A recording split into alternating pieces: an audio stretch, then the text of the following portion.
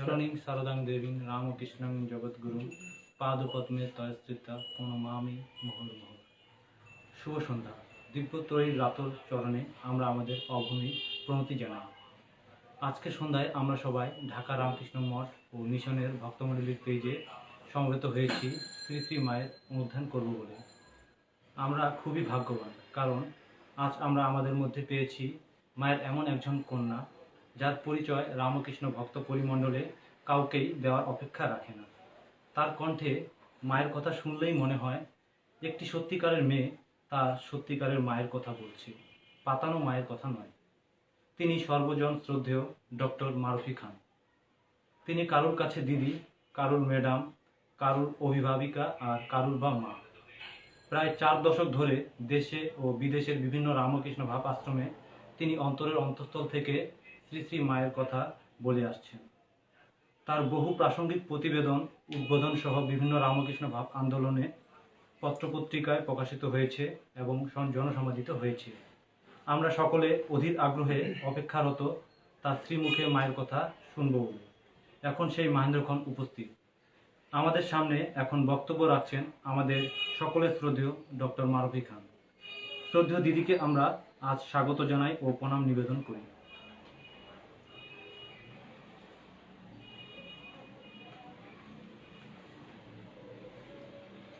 আজকে এই অনুষ্ঠানে যারা শ্রোতা হয়ে এসছেন, যারা এই অনুষ্ঠান শুনছেন, আজকে আমরা সবাই তারা মায়ের অনুধ্যান করতে এসেছি, মাকে ভাবতে এসেছি, মাকে নতুন করে আবার যেন আমরা পেতে এসেছি। অনুষ্ঠান শুরুতেই আমি আমার সৃষ্টিকর্তা পরম করুণাময় আল্লাহ এবং আমার অন্তরের অন্তরতম শ্রী শ্রী মা শারদা এবং ঠাকুর রামকৃষ্ণ এবং স্বামী বিবেকানন্দ, তাদের আমি আমার ভক্তিপূর্ণ ভালোবাসা জানাই। আমরা আজকের এই দিনে কেউ কারো কাছে নেই, কিন্তু আমরা সবাই সবার কাছে আছি। পৃথিবী এক কঠিনতম দুর্যোগের সময় পাড়ি দিচ্ছে, যে সময় আমরা কখনো প্রত্যাশা করিনি কিংবা আমরা কখনো ভাবিও নি যে এমন একটি অতিমারী পৃথিবীকে গ্রাস করতে পারে। 1920 আর আজ 2020, মায়ের যে দেহ ধারণ ছিল সেই দেহ পঞ্চভূতে বিলীন হয়েছে আজ থেকে ঠিক 100 বছর আগে। এই যাওয়া কোনো যাওয়া নয়, কিন্তু কারণ যা কিছু হারায় শুধু চোখে, অন্ধকারে পেরিয়ে দুয়ার যায় চলে সে আলোকে। এই আলোকেই মা অবস্থান করছেন আজ 100 বছর।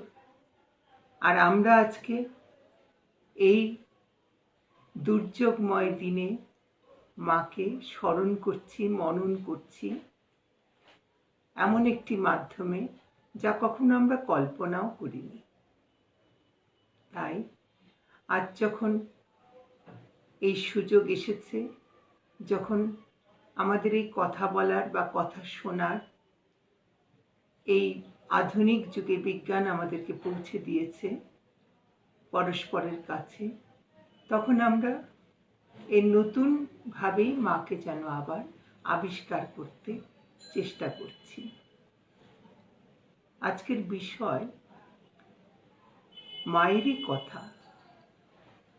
মা কেমন? আমি জন্মান্তরের মা।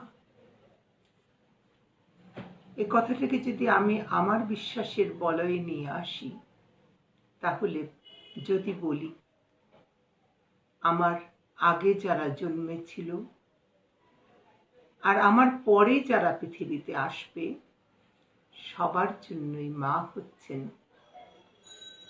জন্ম জন্মান্তরের শুধু মা নন, তিনি প্রজন্ম থেকে প্রজন্মান্তরের মা। কাজে মা কেমন মা? পাতালো মা নয়, গুরুপত্নী নয়, তিনি আমার সত্যিকারের মা।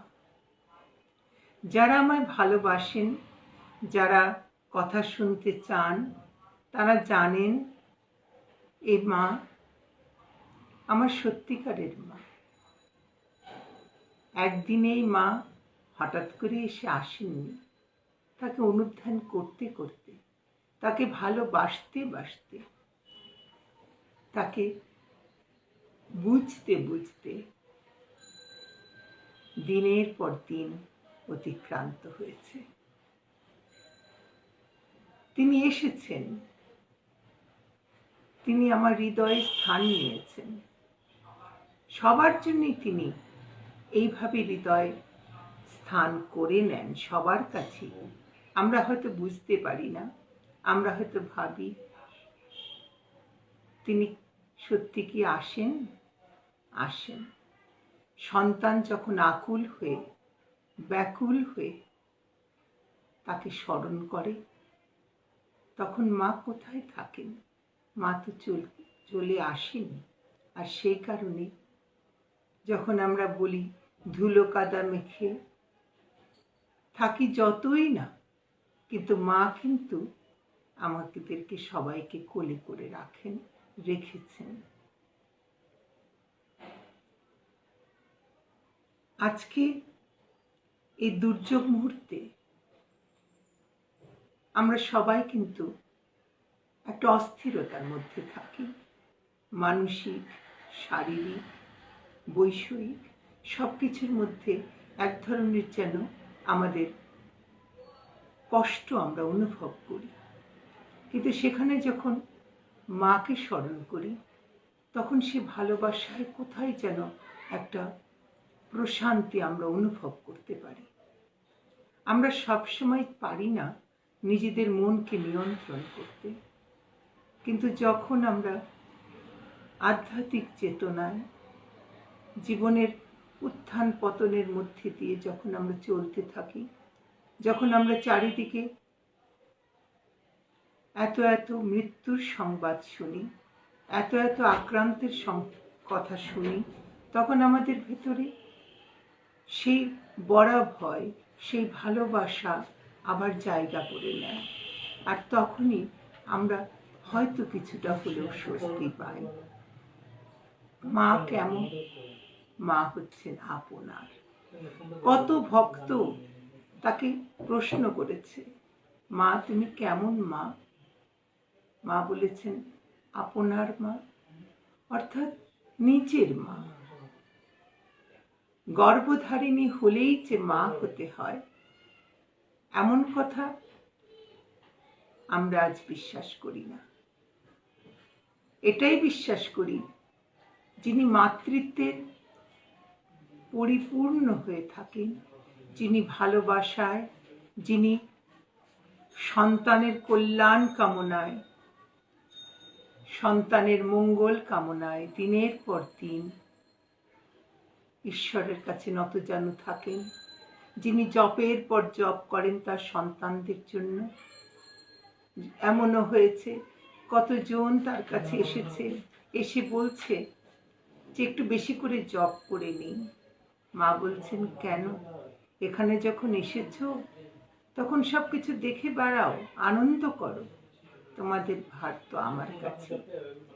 এই যে একটা আশ্রয়, এই যে মায়ের একটি ভালোবাসাময় কথা, যে কোনো ভক্তের জন্য, যে কোনো সন্তানের জন্য, সে সন্তান যদি সুসন্তান হয় তবে তার জন্য, যদি কুসন্তান ধরে নিই, অর্থাৎ সে সন্তান ঠিক মতো চলছে ফিরছে না, সে সন্তানের জন্য তিনি ওইভাবেই আছেন।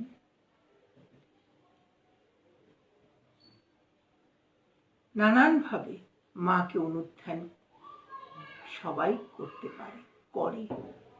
সেটা আমরা বিশ্বাস রাখি। মা চিরকালের মা, শাশ্বত মা। মা সবার কাছে আছেন, শুধু একটু বুঝতে হয়, তাকে একটু হৃদয়ের মধ্যে জায়গাটা ছেড়ে দিতে হয়।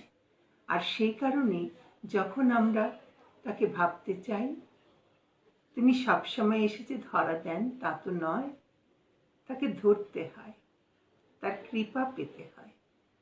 তিনি একসময় বলছেন, কি বলছেন? ভক্তি, ভক্তি দিয়ে তাকে পাওয়া যায়, কিন্তু ভক্তি কি সহসা হয়?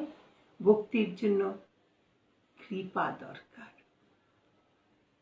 আমি ভক্ত তখনই হব যখন আমার মধ্যে তাদের কৃপা বর্ষিত হবে।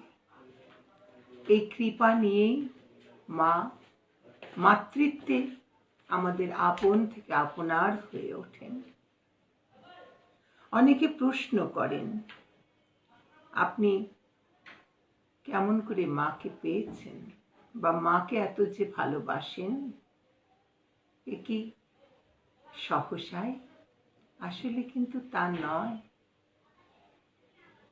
এই জীবনে তার আশাটা অলৌকিক, কিন্তু এখন যখন তাকে অনুভব করি, তখন তাকে মনে হয় বড় লৌকিক, বড় কাছের, বড় আপনার। এর পিছনে প্রত্যেকটি মানুষের জীবনে কিছু প্রস্তুতি পর্ব থাকে। সে প্রস্তুতি কখনো জেনে হয়, কখনো প্রস্তুতি অজ্ঞাতেই হয়ে যায়। আমার বয়স যখন 8 বছর বা 7 বছর, তখন আমি প্রথম এই দেশের অর্থাৎ বাংলাদেশে, তৎকালীন পূর্ব পাকিস্তানে আমি রায়টের চেহারা দেখেছিলাম। আমার গর্ভধারিণী মা এবং কিছু সমাজসেবী কিছু শরণার্থী শিবিরে গেছিলেন, যারা ওপার থেকে, পশ্চিমবঙ্গ থেকে এদেশে এসেছিলেন শরণার্থী হয়ে, রায়টের শিকার হয়ে। একটি মেয়েকে আমি অঝোর ধারায় কাঁদতে দেখেছিলাম। সে মেয়েটি, মেয়ে বললে ভুল হবে, সে মাই বলবো তাকে, কারণ সে কান্না শুধু অঝরে নয়, কখনো তিনি বিলাপও করছিলেন। কি হয়েছিল? তিনি তার সন্তান শোকে কাঁদছিলেন। সন্তানটি কে, কেমন ছিল? জেনেছিলাম ওই 8 বছর বয়সে তার কোল থেকে সেই শিশুকে, তার কন্যা শিশুটিকে তুলে নিয়ে গরম জলের, ফুটন্ত গরম জলের মধ্যে শিশুটিকে চুবিয়ে দেওয়া হয়েছিল। মা সেই বাচ্চাকে উদ্ধার করতে পারেননি। তিনি অন্যদের সঙ্গে শিশু ছাড়াই ওপার থেকে এপারে চলে এসেছিলেন। আমি সেই মায়ের কান্না আহাজারি শুনে আমি বুঝতে পারিনি যে এ কি করে সম্ভব হয়। একটি ছোট শিশুকে কি করে, একটি কয়েক মাসের শিশুকে কি করে ওইভাবে ফুটন্ত জলের মধ্যে ফেলে দেওয়া যায়? এ কি মানবিকতা? তখন মানবিকতার রহস্য আমার কাছে উন্মোচিত হয়নি, তবে বড় বর্বর বলে মনে হয়েছিল। ঠিক তার কিছুদিন পর, তখনও সেই সময় উত্তাল দেশ, 62-63 সাল, আমার কচি মনের মধ্যে আরেকটি জিনিস জায়গা করে নিয়েছিল। সেটি হলো, আমাদের বাড়ির পেছনে হিন্দু পরিবারের বাস ছিল। অনেক হিন্দু পরিবার সেখানে বাস করতেন। তখন আমরা খুলনায় থাকতাম। আকাশ লালে লাল হয়ে আছে আগুনে, চারিদিকে চিৎকার। মুসলমান ধর্মের মানুষেরা তাদের চিৎকার করে তারা বলছে নারায়ে তাকবীর। আবার অন্যদিকে হিন্দুরাও, যারা সনাতন ধর্মের, তারাও তাদের মতো করে চিৎকার করছে। রাত 2:30-3টা হবে। হঠাৎ স্কুলের গেটে, আমার মা তখন ওখানকার সরকারি স্কুলের প্রধান ছিলেন, প্রচণ্ড ধাক্কা, চিৎকার। আর এদিকে বাড়ির পেছনে ছোট একটি দরজা ছিল, যে দরজা দিয়ে ওই হিন্দু পরিবারের সাথে ওই স্কুল থেকে যাওয়া আসা করা যেত, কখনো কেউ তৈরি করেছিল সেই ছোট দরজাটি। তো সেখানে মুহুর্মুহ ধাক্কা পড়ছে। তো আমার গর্ভধারিণী সেই ছোট দরজার কাছে গিয়ে বুঝলেন যে ওপাশের যারা আছেন হিন্দু পরিবার, তারা এই দরজা দিয়ে স্কুলের মধ্যে নিরাপদ মনে করে ঢুকতে চাইছে। কিন্তু ওরা তখনও জানে না যে আরেক প্রান্তের স্কুলের সদর দরজায় সেখানেও দরজা খোলার জন্য চিৎকার চেঁচামেচি চলছে। সেই রাত 2:30-3টের দিকে আমি আমার মায়ের সাথে দরজা খোলার সময় সেই ছোট দরজা খোলা হলো। সব বানের জলের মতো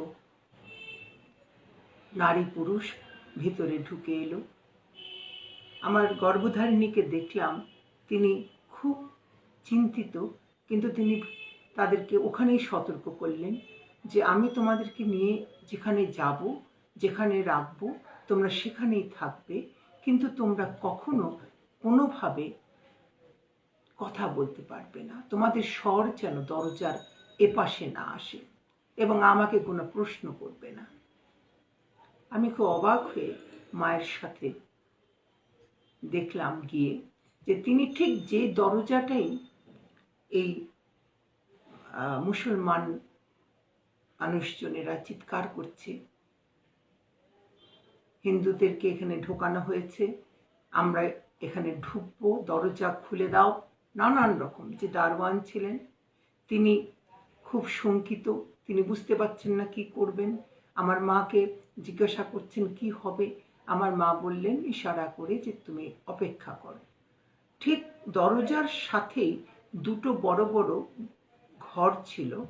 আমার মা দারোয়ানকে বললেন দরজা দুটো খুলে দিতে, দুপাশে খুলে দেওয়া হলো। একদিকে মেয়েরা চলে গেলেন একটা রুমে, আরেকটি রুমে ছেলেরা চলে গেল।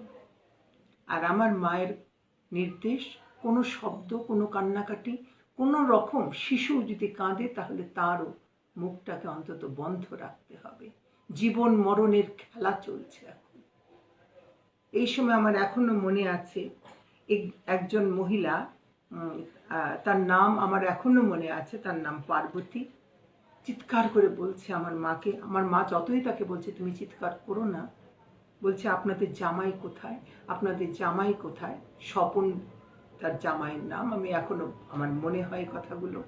তো আমার মা তাকে ইশারা করে বলছেন আর চিৎকার না, সব ঠিক আছে।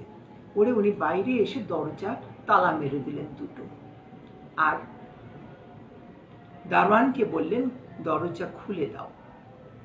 দরজা খুলে দেওয়া হলো। আমি থরথর করে কাঁপছি, ছোট একটি বাচ্চা মেয়ে আমার মায়ের শাড়ি ধরে দাঁড়িয়ে আছি সদর গেটের সামনে। মশালের আলো নিয়ে হুড়মুড় করে মনে হলো কয়েকশো মানুষ হতে পারে ঢুকে পড়ল। তার মধ্যে একজন দাঁড়িয়ে এসে আমার মাকে বললেন আপনি এখানে হিন্দুদেরকে জায়গা দিয়েছেন এখানে। তো আমার মা বললেন আমি জায়গা দিয়েছি, তো তোমরা তো ঢুকেছো, তোমরা যাও দেখে এসো কোথায়। তো বলছে আপনি বলুন না কেন যে আপনি দিয়েছেন কিনা। তো মা বললেন আমি বললে তোমরা বিশ্বাস করবে?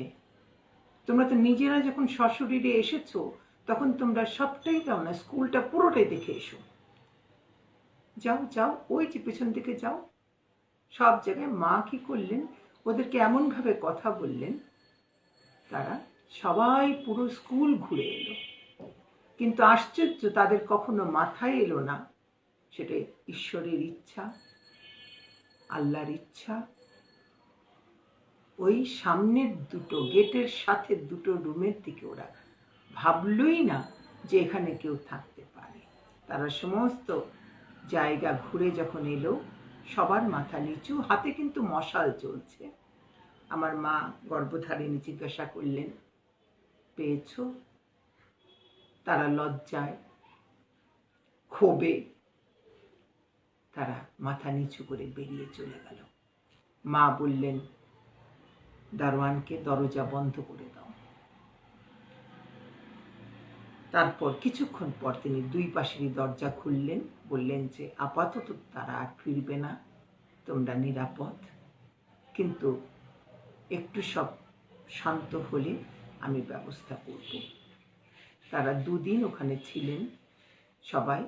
মা সেই খিচুড়ির ব্যবস্থা করেছিলেন লোকজন দিয়ে, কিন্তু তখন প্রচণ্ডভাবে রায়ট চলছে। এরপরে প্রশাসন যখন কিছুটা নিয়ন্ত্রণে নিয়ে এলো, তখন 3 দিনের দিন তারা ওই ঘর থেকে ফিরে গেল তাদের পেছনে যে বাড়ি সেখান থেকে, এবং মা বললেন তোমরা খুব নিরাপদ নও, কাজে তোমাদের নিজেদের ব্যবস্থা করে নিতে হবে। একবার আমি পেরেছি, এরপরে কি হবে আমি জানি না। তো এই শিশু মনে আমার এই দুটো ঘটনা খুব ভীষণ রকমভাবে আলোড়ন তুলেছিল, যা পরবর্তী জীবনে হয়তো আমাকে অসাম্প্রদায়িক হওয়ার যে বিষয়টি সেটিকে জাগিয়ে তুলতে সাহায্য করেছিল। যে কেন মানুষকে অত্যাচার করবে, সে যে ধর্মেরই হোক না কেন, যে বিশ্বাসেরই হোক না কেন, শুধু ধর্মের নাম করে কেন পরস্পরের প্রতি এই বিদ্বেষ, এই হানাহানি। সেই 7-8 বছরের একটি মেয়ে এই বিষয়টিকে হয়তো ভেতরে এমনভাবেই নিয়েছিল, যা পরবর্তীকালে ভালোবাসার এক প্রস্রবণে ভেসে গেছে, একটা আনন্দের ধারায় ভেসে গেছে, যখন সে মা ঠাকুরের কাছে পৌঁছতে পেরেছে, যেখানে গিয়ে সে জানতে পেরেছে যত মত তত পথ, সবার ধর্মেরই গ্রহণযোগ্যতা আছে। আমি যে বিশ্বাসে আল্লাহকে ধারণ করি, আমার ভেতরে লালন করি, তেমনি ভালোবাসায় আমি আমার পরম প্রিয় ঠাকুর এবং মাকেও এই অন্তরে লালন করি। কোথাও বৈপরীত্য আমি অনুভব করি না। সেই ছেলেবেলার স্মৃতি, সেই ছেলেবেলার মনের ভিতরে এক কষ্ট, সে কষ্ট আমাকে যেন প্রশমিত হতে সাহায্য করেছে মা ঠাকুর এবং স্বামীজির বাণী। আমার ঈশ্বর বিশ্বাসের সাথে এদের কোথাও কোনো দ্বন্দ্ব নেই। আমি বারবার বলি এই কথা, বারবার এই কথা বলেছি।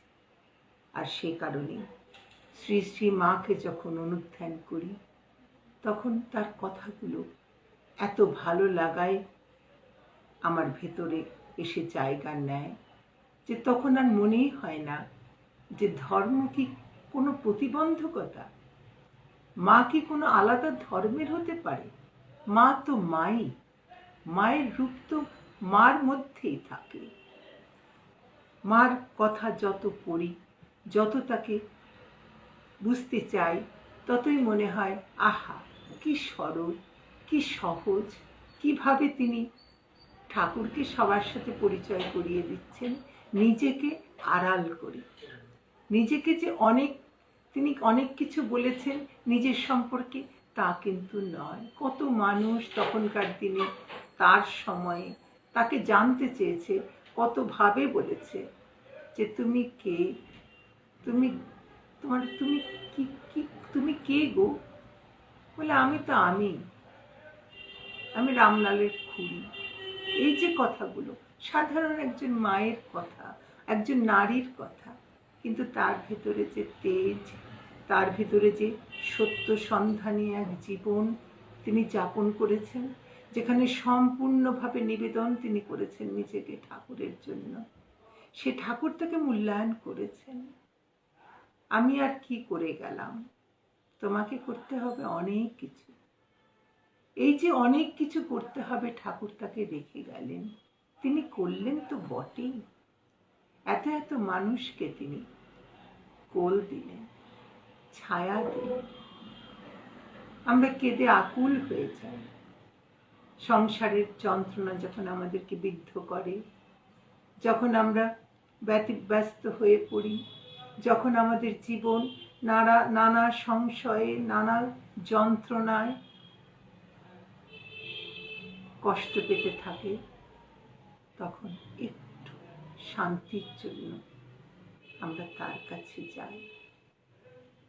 তার কাছে যাওয়ার দরজা সবার জন্য খোলা, হিন্দু কিংবা মুসলমান, সে যাই হোক না কেন, যে তাকে চায় সে তাকে পায়। ডাকার মতো ডাকতে হয়, ভালোবাসার মতো ভালোবাসতে হয়, তাহলেই তিনি আসেন, তাহলেই তিনি তার কোলটুকু পেতে দেন। আমরা তার কাছে পৌঁছই, তার কাছে যাই। ধর্মবিশ্বাস ভিন্ন হতেই পারে, কিন্তু মা রূপে বিশ্বাস করা, এ তো কোনো বন্ধনে আবদ্ধ থাকতে পারে না। আর সেই জন্য তিনি সতেরও মা, তিনি অসতেরও মা। অসৎ কত মানুষ আছে যারা মায়ের কথা শুনে তাদের জীবনের চালচিত্র বদলে ফেলেছে। এই তো হওয়া চাই, এটাই তো জগতের প্রত্যেকটি মানুষের কাছে এই বার্তা পৌঁছে দেওয়ার জন্যই তো মহামানবেরা আসেন, যে তুমি ভুল করছো, তুমি যা করছো। স্বামীজি কখনো অন্যায় বলতেন না, তিনি বলতেন ভুল। তুমি ভুল করছো, এই ভুল সংশোধিত হয়, ভুলের সংশোধন আছে। সেই সংশোধনের পথ দিয়েই একজন মানুষ যেমনই হোক না কেন, সে কিন্তু একদিন নিজের বিবেকের কাছে হয়তো দাঁড়িয়ে গিয়ে জবাব দিতে পারে যে আমি যা করেছি ভুল করেছি, কিন্তু আমি তো আবার ফিরেছি, আমি তো আবার সেই সত্য জীবনের কাছে আসতে পেরেছি। আর তার জন্য ঠাকুরের ভূমিকা, মায়ের ভূমিকা এক বিরাট বিরাট বিরাট কাজ করে থাকে। আমরা অনেক সময় বলি যে ভয় করো, ভয় করার চাইতে যদি বলা হয় ভালোবাসো, তাহলে দেখা যাবে কোথা থেকে যেন এক শক্তি আসে। সে শক্তি ভয়কে দূর করে দিয়ে ভালোবাসার মোড়কে মুড়ে এমন একটি অবস্থা তৈরি করে দেয়, যেখানে ভয়ও থাকে, শ্রদ্ধাও থাকে, ভালোবাসাও থাকে। মাকে যারা দেখেছেন, চাক্ষুষ করেছেন, তাদের মধ্যে এমন অনেকে তাদের কথা লিখেছেন।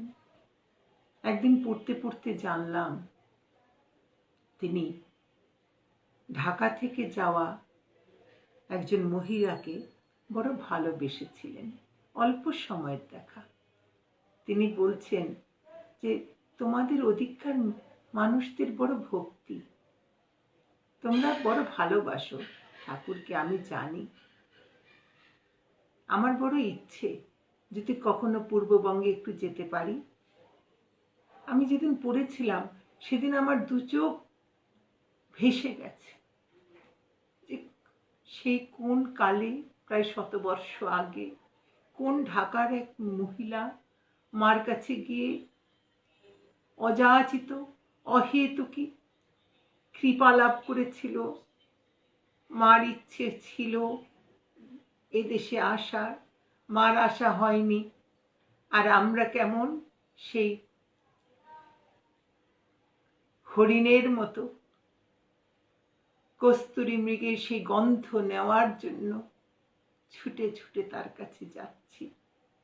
মা তো জানতেন যে এমনি করে এই দেশে, বাংলাদেশেও মায়ের কথা প্রচারিত হবে, মায়ের কথা অন্যের কাছে যাবে। মা আসতে পারেননি, কিন্তু মা সব সময়ের জন্য আছেন এদেশে। তিনি কত ভালোবেসেছিলেন, কত তার মনের মধ্যে, তিনি সাধু নাগমশাইয়ের কথাও সেখানে বারবার এসেছে, যে কি হবে, কি করবে, এই ভালোবাসা এ কোথায় রাখা যায়? এ কি অন্তরের মধ্যে রাখবো, নাকি মাথায় রাখবো, না কোথায় রাখবো? এ ভালোবাসার তো শেষ হয় না। মা যে সবাইকে এত ভালোবেসেছেন, এত ভালোবেসেছেন, প্রতিদানে তার কিছু চাওয়ার ছিল না। ছেলে দীক্ষা নিতে আসছে, বাধা আছে, তিনি মানছেন না। তিনি নিজেই বলছেন যে ঠিক আছে, তুমি স্নান করে এসো, আমি তোমায় দীক্ষা দেব। এই যে তিনি বলছেন, এটাই তো এক আশ্চর্য বিষয়, যে যিনি যেচে সন্তানকে মুক্ত করার চেষ্টা করছেন, আবার ছেলে যখন ফিরে যাচ্ছে তিনি তাদের খাওয়া বেঁধে দিচ্ছেন, পথে খেয়েও। এই হচ্ছে চিরকালের মা। এই হচ্ছে যে দেশেরই মা হোক না কেন, এই মায়ের মাতৃত্ব তো এখানেই, যিনি ছেলেকে ভৎসনা করেন, ছেলেকে ভালোবাসেন, আবার ছেলের জন্য পোটলা বেঁধে খাবারও দিয়ে দেন, পথে খেতে হবে। তিনি অন্তর্যামী, তিনি জানতেন কোথায় কি হবে না হবে, তিনি বুঝতে পারতেন। নীরবে নিভৃতে তার সাধনা। এই নহবতের বসা, নহবতের ছোট্ট ঘরটিতে থাকা সেই মা, দিনের পর দিন ঠাকুরের সাথে তার দেখা হয় না। নিজেকে দিয়ে বলিয়ে নেন, ওরে মন, তুই কি এমন পুণ্য করেছিস যে রোজ রোজ তাকে দেখবি? এই কথা, মায়ের মতো পুণ্যবতী, মায়ের মতো এতটা সতীসাধ্যী এক রমণী, যিনি ঠাকুরের অর্ধাঙ্গিনী, যাকে ঠাকুর নানাভাবে শ্রদ্ধায়, ভালোবাসায় এমন একটা স্থানে জায়গা দিয়েছিলেন, তিনি কিনা বলেন যে ওরে মন, তুই কি এমন পুণ্য করেছিস, রোজ রোজ তাকে দেখবি। আহা, এই হচ্ছে মা, যিনি নিজেকে সান্ত্বনা দেন। আর আমরা এই কথা যখন জানতে পারি, তখন ভাবি যে প্রিয়জনকে দেখতে পাই না, তাতে কি আছে, আমার মাই তো তার সবচেয়ে কাছের মানুষটিকে এই 2-4 হাত দূরের থেকেও দেখতে পেতেন না। মা এক অপূর্ব সৃষ্টি, নিবেদিতা সেই কথা বলেছেন, ঈশ্বরের এক অপূর্ব সৃষ্টি। তিনি কোমলমতি, তিনি কোমল, কিন্তু তিনি আবারও কখনো বজ্রের মতো কঠিন বটে। এই মা যুগ যুগান্তর ধরে আমাদের সাথে সাথে আছেন, ভক্তের সাথে আছেন, যে ভক্ত নয় তার সাথেও আছেন। আমরা যখন কথা বলি, অনেকেই আছে, সবাই যে মাকে বা ঠাকুরকে ভালোবাসবে ঠিক আমাদের মতো করে তা তো নয়, কিন্তু যখন কথা হয়, যখন আমরা পরস্পরের সাথে মত বিনিময় করি, তখন এক আশ্চর্য সৌন্দর্য সেখানে আমরা দেখতে পাই, যে তারাও একসময় মায়ের কথায় আপ্লুত হন। প্রত্যেকের চিন্তা ভিন্ন, প্রত্যেকের গতি প্রকৃতি ভিন্ন, আর সেই কারণে আমি ঠিক যেভাবে ধারণা করছি, আপনারা যারা শুনছেন বা যারা এই আজকের অনুষ্ঠানে আছেন, তারা সবাই যে একইভাবে তা চিন্তা করবেন তা কিন্তু নয়, কিন্তু যে কথাগুলো আমরা আজকে এখানে আলোচনা করছি সেটার যে গভীর তাৎপর্য আছে, এই মুহূর্তে হয়তো তার চিন্তা গভীর নাও হতে পারে, কিন্তু এর পরেও যখন নিভৃতে নীরবে কথাগুলো ভাবনায় আসবে, তখন চিন্তা ভিন্ন দিকে মোড় নিতেই পারে। আর সেই জন্যেই এই কথাগুলো বলা, মানুষের কাছে পৌঁছে দেওয়া। শ্রী শ্রী মা লেখাপড়ার ব্যাপারে অত্যন্ত সজাগ, এবং উনি চাইতেন মেয়েরা লেখাপড়া করুক। সেটা সবাই আমরা জানি যে তিনি বলছেন যে ওকেও নিবেদিতার স্কুলে পাঠিয়ে দাও, লেখাপড়া করুক। কেন চাইতেন? তিনি বুঝেছিলেন যে যে মেয়েরা অন্ধকারে তলিয়ে আছে, যে মেয়েগুলো কুসংস্কারে ডুবে আছে, যে মেয়েগুলোর জীবনে খিড়কি থেকে সিংহদুয়ার এটুকুই তাদের, এর বাইরে জগৎ আছে তারা জানে না, সেই জগৎটা তাকে চিনতে হবে, তাকে জানতে হবে। তাই তিনি লেখাপড়ার ব্যাপারে, নিজে পড়াশোনা করার সুযোগ তার সেই কালে হয়নি, যেটুকু হয়েছিল বইপত্র ছিঁড়ে ফেলেছিল, আবার তিনি পয়সা দিয়ে আনিয়েছিলেন। চেয়েছিলেন যেন মেয়েরা স্বাবলম্বী হয়, মেয়েরা যেন লেখাপড়া করে। তিনি রাধুকে স্কুলে পাঠিয়েছিলেন যাতে করে সে নিজের জীবনটা তৈরি করে নিতে পারে। কত অত্যাচার রাধুর সহ্য করতে হয়েছে মাকে, এমনকি চিরুনি দিয়ে মারছে রাধুকে, রাধু মারছে মাকে। মা বলছে আর পারছি না, যা শরৎকে বল। শরৎ মহারাজ তখন গুরুগম্ভীর ভাবে বলছেন, রাধু তুমি মাকে এমন করে মেরো না। রাধু ওখান থেকে পালিয়ে যাচ্ছে। তো এই যে মা তাকেও লেখাপড়া করাতে চাইছেন, লেখাপড়ার কোনো বিকল্প হয় না। এ প্রসঙ্গে বলি, জ্ঞান অজ্ঞান, ঠাকুরই বলছেন জ্ঞান কাটা দিয়ে অজ্ঞান কাটা তুলতে হয়। আর যখন সেই জ্ঞান কাটা দিয়ে যখন অজ্ঞান কাটা উঠে যায়, তখন বিজ্ঞান বিশেষ জ্ঞান প্রাপ্তি হয়। আর তখন আর জ্ঞান অজ্ঞান দুই কোনো কাটারই আর প্রয়োজন হয় না, দুটোই ফেলে দিতে হয়। তো এই জ্ঞানটাই কিন্তু আমরা ঠাকুরমার কাছ থেকে বারবার কিন্তু পাচ্ছি, যে জ্ঞানকে আহরণ করো। তাদের কথা দিয়ে, তাদের চিরদিনের জীবনযাপন দিয়ে আমরা সেই জ্ঞানকেই কিন্তু চাইছি, কিন্তু আমরা কি সেই জ্ঞান পেতে পারি, বা আমরা কি সেটা নিতে পারি? এ প্রসঙ্গে বলি, আমি যা বলি সব নিজের উপলব্ধি থেকে বলতে চাই। আমি 17 সালে যখন হজ ব্রত পালন করবার জন্য আল্লাহর ঘরে গেছিলাম, তখন সবকিছু নিয়ম কানুন মেনে করতে হয়, দীর্ঘ সময়ের কাজ থাকে। তো সেখানে রসুল করিম সাল্লাল্লাহু আলাইহি সাল্লাম তার রওজা মোবারক, যেখানে তিনি সমাধিস্থ আছেন, সেখানে যখন পৌঁছেছিলাম, অসম্ভব ভিড়। সেখানে মেয়েদের আলাদা জায়গা, ছেলেদের আলাদা। মেয়েরা একটা নির্দিষ্ট জায়গা পর্যন্ত যেতে পারে, তারপরে তাদেরকে আর যেতে দেওয়া হয় না। তো সেখানে মানুষের কি ভিড়, মানুষের কি ঢল, মানুষ, মহিলারা যেন চিৎকার করে কাঁদছে, আবেগ কাজ করছে, কাঁদছে, তারা যার যা চাওয়া চাইছে আল্লাহর কাছে। আমি সেখানে সেই মুহূর্তে যেন কেমন স্থবির হয়ে গেলাম। কি চাইব, কি তিনি দেননি জীবনে, সবই তো তিনি দিয়েছেন। এই যে এরা এত কাঁদছে, এত চাওয়া এদের, ঠিকই তো আল্লাহর কাছে, তার রসুলের কাছে এসছে, রসুলের মাধ্যমে আল্লাহর কাছে বলছে তারা যে আমাদের জন্য সুপারিশ করুন, আমাদেরকে এগুলো দিন।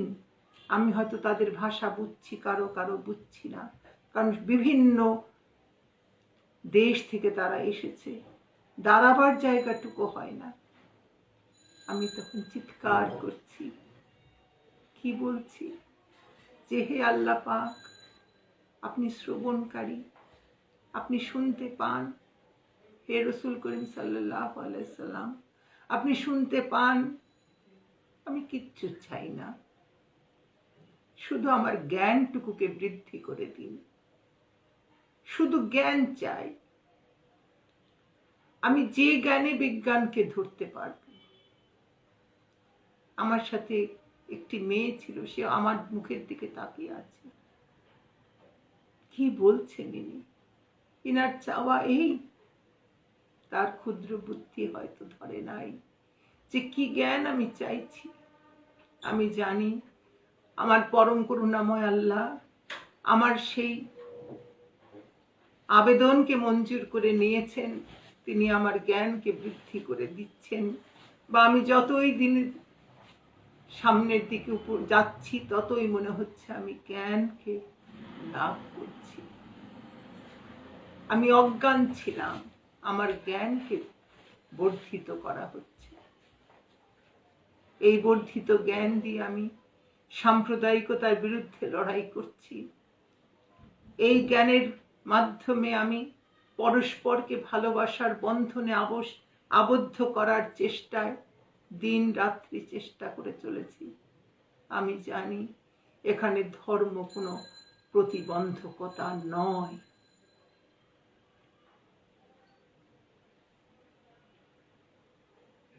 জ্ঞান হচ্ছে আমাদের এমন একটি স্তর, আমরা যে স্তরে আমাদের মস্তিষ্ক, আমাদের অন্তর সবকিছু সেখানে কাজ করবে।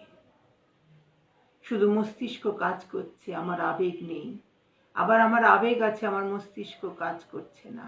সেখানে আমার কোনো জ্ঞানই কোনো কাজে আসবে না।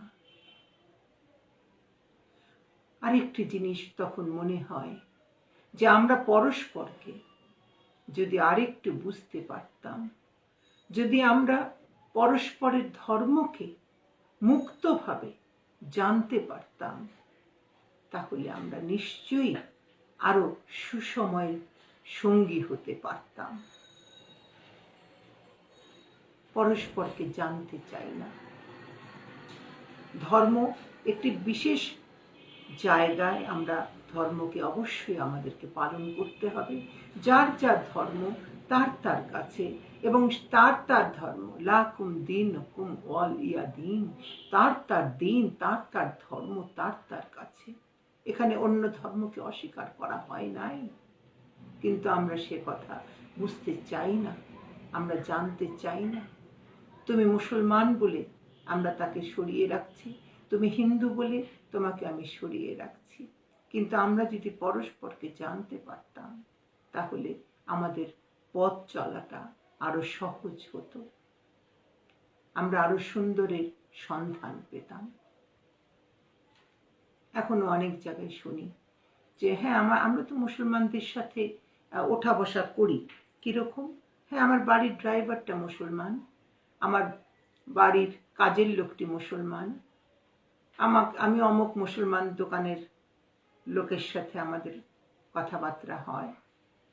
আমি কোনো পেশাকে অশ্রদ্ধা বা ছোট করে বলছি না।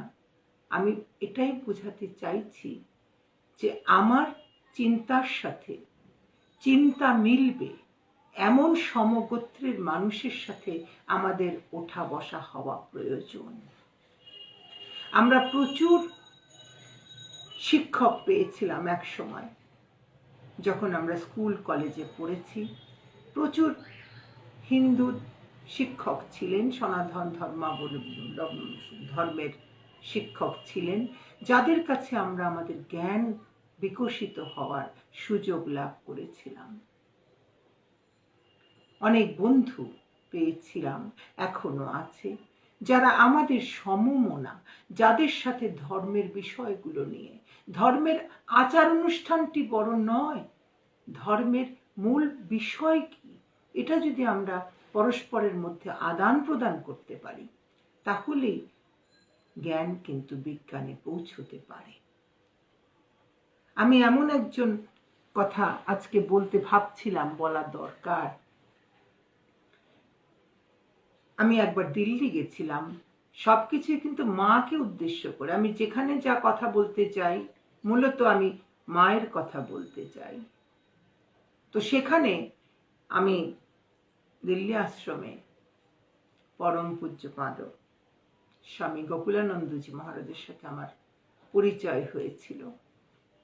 তো তখন তিনি আমাকে বলেছিলেন, যখন উনি আমার কথা শুনলেন, আমার বক্তৃতা শুনতে এসেছিলেন, ওখানে হয়েছিল যেখানে ওই কালী মন্দিরে যেখানে হয়েছিল, সেখানে শিব শিব শিব বাড়ি বা শিব মন্দির সেখানে ওখানে হয়েছিল।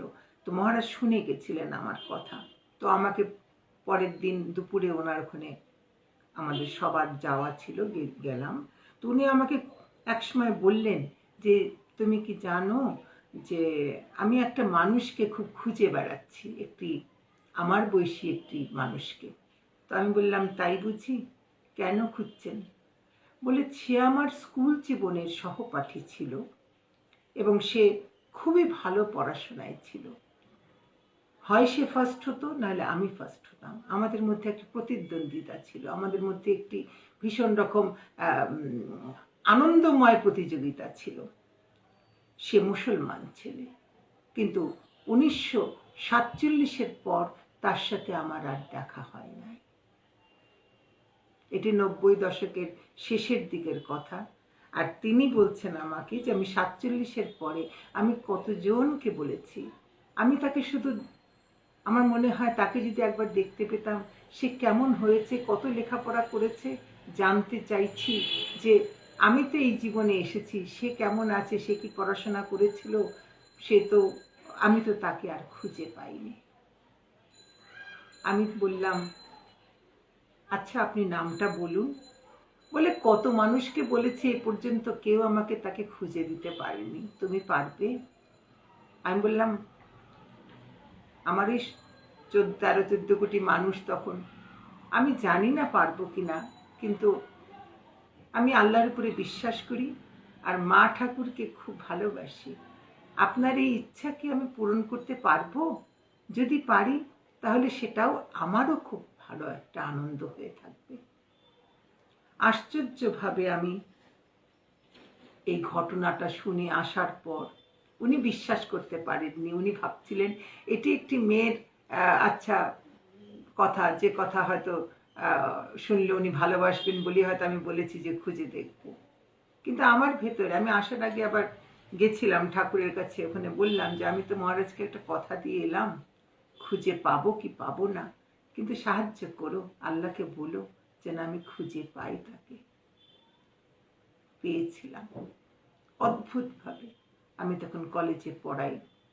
একদিন আমার এক সহকর্মী বলছি যে তোমার বাবার তো বয়স এইরকম, তো তিনি, আমি নামটুকু শুনে এসেছি, আমি তার আর কিছু জানি না, আর কিছুই জানি না, কারণ উনিও বলতে পারেন না, কারণ ম্যাট্রিকের পর, ইন্টারমিডিয়েটের পর তারা পরস্পর বিচ্ছিন্ন হয়ে গেছিলেন। তো ঠিক ওই সময় আরেকজন শিক্ষয়িত্রী আমার পাশ দিয়ে যাচ্ছেন। তো নামটা যে বলেছি, ওই সময় নামটা যখন বলেছি, সে থমকে দাঁড়িয়ে আমার মুখের দিকে তাকিয়ে বলছেন, আপনি কাকে খুঁজছেন? বললাম, দেখো আমি একজন, ওনাকে খুঁজছে, তো সে আর 1947-এর পরে আর কোনো যোগাযোগ হয়নি। তো মেয়েটি খুব অবাক হয়ে আমাকে, আমার ওই শিক্ষয়িত্রী, সেও সহকর্মী, সে বলছে তিনি আমার ভাসুর হন। আমি বললাম, কি করে এটা সম্ভব, তুমি কি নাম শুনে? বলে, হ্যাঁ, আমার মনে হচ্ছে কি অদ্ভুত কাকতালীয় বিষয় যে সে বলছে, তখন ও বলছে আপনি তাকে দেখেছেন। আমি বললাম, কোথায় দেখলাম? বলে, এয়ারপোর্টে একদিন আপনি কাউকে ছাড়তে গেছিলেন, সেখানে আপনার সাথে পরিচয় হয়েছিল, আমি পরিচয় করিয়েছিলাম। বললাম, তাই নাকি? সেই বিকেলে সেই মেয়ে বাড়ি ফিরে গেল, সেই বিকেলে সে ভদ্রলোক ফোন করলেন এবং গোকুলানন্দজি মহারাজের পূর্বাশ্রমের নাম যখন তিনি জানলেন, তিনি বললেন আমিও তাকে খুঁজে বেড়াই। আলাম, যাক, আমার আল্লাহ, মা রসুল, মা ঠাকুর সবাই মিলে একটা মানুষের ইচ্ছেকে কিভাবে পূর্ণ করে দিলেন।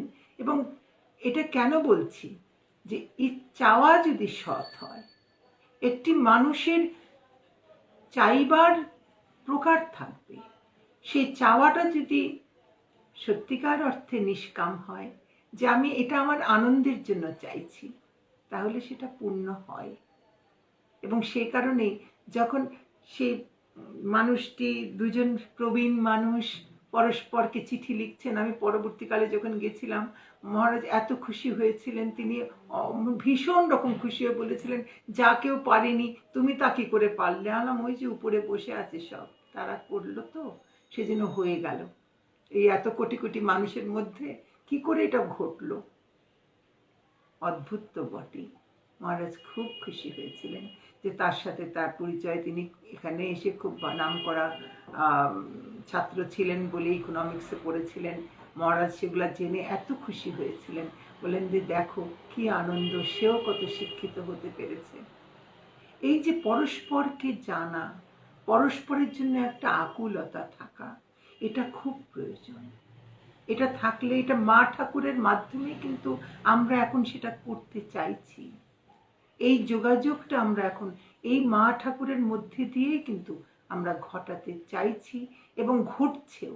তখন আমরা আনন্দ পাচ্ছি। এই আনন্দ বড় নির্মল, এই আনন্দ বড় ভালোবাসার। বারবার ওই ভালোবাসার কথাটা আসছে। আমরা পরস্পরকে ভালোবাসতে পারি না, আমরা হাত ধরে বলতে পারি না, এসো তোমার জন্য আমার হৃদয়ে জায়গা আছে। মা কিন্তু পেরেছিলেন সে কথা বলতে, মা পেরেছিলেন। তাই সিস্টার নিবেদিতা তার কাছে এত কাছের হয়েছিল, এত আপন হয়েছিলেন, ক্রিস্টিনা হয়েছিলেন। তারা কেন হয়েছিলেন? তিনি বুঝেছিলেন, মা বুঝেছিলেন যে এদের ভালোবাসায় কলুষতা নেই, এদের ভালোবাসায় শুধুই নির্মলতা, যার জন্য তারা অত দূর বিদেশ থেকে এখানে চলে এসছে। তো আমরা এই যে মা ঠাকুরের কথা বলছি, আমার আল্লাহর কথা বলছি, কেন বলছি? যাতে আমরা পরস্পরকে চেনাতে পারি। তোমারটাই শ্রেষ্ঠ, আমারটা নয়, বা আমারটাই শ্রেষ্ঠ, তোমারটা নয়, এটা কথা নয়। এ কথা মা ঠাকুর কখনো বলেননি। একবার একজন ঠাকুরের কাছে এসছে, খুব উচ্ছ্বসিত হয়ে বলছে যে ঠাকুর অমুক লোক হিন্দু হয়ে গেছে। ঠাকুর একটু বিরক্ত হলেন, বললে ও বেটাকে কে বলেছে ধর্ম বদলাতে?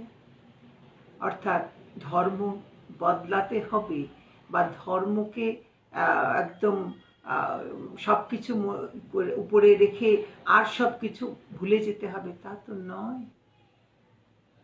একজন খাঁটি মুসলমান নিশ্চয়ই সে যার হাত থেকে আরেকজন অমুসলমান নিরাপদ, যার মুখের বাক্য থেকে আরেকজন অমুসলমান নিরাপদ। আমরা এই কথাগুলো জানতে চাই না, আমরা বুঝি না, আমরা বলি না, আমরা জানাতেই পারি না। সেই জন্য যদি জানানো যেত, যদি পরস্পরকে বোঝানো যেত, তাহলে কিন্তু এত হানাহানির প্রশ্নই উঠত না। সে যে ধর্মেরই হোক না কেন, ধর্ম তো ধারণ করা, ধারণ করছে কাকে? সত্যকে। কোন সে সত্য? সত্যের জন্য আমি সব কিছু ছাড়তে পারি, কিন্তু কোনো কিছুর বিনিময়ে সত্যকে তো আমি ছাড়তে পারি না। স্বামীজির এই অমোঘ কথা যদি মনের মধ্যে থাকে, বিশ্বাস থাকে, দৃঢ়তা থাকে, তাহলে কোনো অন্যায় তো হওয়ার কথা নয়। ঠাকুরমাকে ভালোবাসতে বাসতে এই পথ আমাদের চলা, আমার অন্তত চলা। আবারও সেই মাকে নিয়েই যখন চিন্তা করছি, বলি সেই কথা, 86 সালে আমেরিকায় গিয়ে থাকতে চেয়েছি, কিন্তু থাকা যে হয়নি সেটার পেছনেও কারণ আছে।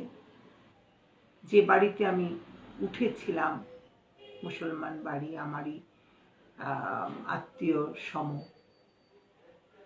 কিন্তু যে করেই হোক জানতে পারলাম যে আমাকে যে কথা বলা হয়েছিল যে এখানে চাকরি হবে বা কিছু, সেটা যখন হয়নি, দিতে পারছে না তারা, সবই একটু অতি মাত্রায় মানে কথার খেলাপ হচ্ছে বারবার তারা, তখন আমি হঠাৎ ভাবলাম যে এখানে তো রামকৃষ্ণ মিশন আছে, তো রামকৃষ্ণ মিশনে যদি আমার যাওয়া হয় তাহলে ওখানে তো লাইব্রেরি নিশ্চয়ই থাকবে, কারণ যেখানেই যাই না কেন লাইব্রেরি রামকৃষ্ণ মিশন, ওই জ্ঞান ওই পড়াশোনা তো নিশ্চয়ই থাকবে।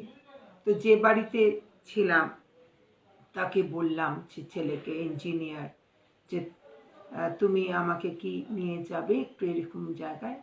তো সে প্রথমে যাই হোক যাই বুঝলো না কেন, একদিন বলল যে হ্যাঁ আপনাকে আমি নিয়ে যাচ্ছি, তার স্ত্রীও যাবে, তার স্ত্রী ওই দেশীয়, তো তারা আমাকে নিয়ে যাচ্ছে। আমি ভীষণ উদ্বেলিত, ভীষণ আনন্দিত যে আমি বিদেশে এসে আমি আজকে মিশনে যেতে পারছি।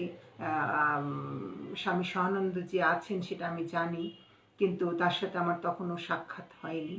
তো তখন যাচ্ছি যাচ্ছি অনেকখানি পথ যেতে হয়েছে, কিন্তু ম্যাপ দেখে দেখে যাওয়া হচ্ছে। তো হঠাৎ এক সময় সেই ম্যাপ বউটি খুলে বলছে যে আমরা তো খুব কাছে চলে এসেছি, আমরা তো খুব কাছে চলে এসেছি, এই তো এখান থেকে গেলেই তো আমরা বেদান্ত টেরেস ওই জায়গাটা আমরা পৌঁছতে পারবো। আমি ভীষণ আবেগ তাড়িত হয়ে আমার দুই চোখ দিয়ে কিন্তু অনবরত, আমি পিছনের সিটে বসে আছি, আমার ভীষণ কান্না পাচ্ছে যে আমি আসতে পারছি, কিন্তু তখন আমার জন্য বিস্ময় অপেক্ষা করছে, আমি জানতাম না।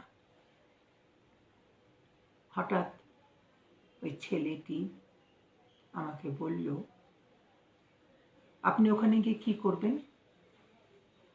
বললাম কি করব, ওটা আমার খুব ভালোবাসার জায়গা হবে, কারণ আমি তো ঠাকুর ওইভাবে বলতে পারছি না, কারণ আমি জানি না সে কিভাবে নেবে বিষয়টাকে। তো আমি যে আমার একটা চাকরির তো দরকার, তো ওখানে গেলে নিশ্চয়ই লাইব্রেরি থাকবে, আমি সেই লাইব্রেরিতে নিশ্চয়ই একটা কিছু করতে পারবো বা কিছু এরকম। তো সে তখন গাড়ির মুখটা ঘুরিয়ে নিল, ওর বউ খুব অবাক হয়ে গেল, বলল কি ব্যাপার? বলল না আমি ওখানে যাব না। আমি একটু অবাক হয়ে বললাম বাড়ির দরজায় এসে ফিরে যাওয়া কেন? তখন সে আমাকে কিছু ধর্মের কথা বলে আমার সেন্টিমেন্টটাকে ধাক্কা দিল। আমি বললাম তুমি যা বলছো তা ঠিক নয়। সে সোজা যতখানি পথ, প্রায় 1.5 ঘন্টার মতো আমরা গেছি, ওই পথ আবার ফিরে আসতে হলো। আমি রামকৃষ্ণ মিশনের দরজায় গিয়েও পৌঁছতে পারিনি, ফিরে এলাম। আমি বুক ফেটে যাচ্ছে যে কি করে সম্ভব, এ কি হয়, কেন এমন হয়, মানুষ কেন এত কুপমণ্ডুক হবে, কেন তারা জানতে চাইছে না যে আমি যাদের ভালোবাসি তারা কারা, বা তাদের জীবন যাপন কেমন ছিল, তাদের বোঝালেও তারা বুঝছে না। আর ওইটুকু সময় আমার এত বেশি আমার আবেগ কাজ করছিল যে আমি যেতে পারলাম না, এটা কেমন করে কি করব, আমি একটা ভীষণ একটা দোটানার মধ্যে আমার তখন, আমি ফিরে এলাম বাড়িতে। তো তখনও সেই ছেলে আমার সাথে খুব অশোভন আচরণ করছে, কথায় বলছে, সবই বাংলায় বলা হচ্ছিল, ইংরেজিতে কোনো কথাই আমার সাথে হচ্ছিল না, এবং ও একটু উচ্চ কণ্ঠ উচ্চ স্বর। তো সে বলেই যাচ্ছে যে আমার যাওয়াটা ওখানে কোনো মতেই সমীচীন নয় বলে সে আমাকে ওখানে নিল না। আমি বুঝতে পারলাম যে এদের বলে কোনো লাভ নেই। তো আমি খুব কষ্ট হচ্ছে বলে আমি ভাবলাম যে আমি যাই গিয়ে বাথরুমে গিয়ে একটু মুখ টুক ধুই, কান্নাকাটি তো হচ্ছি।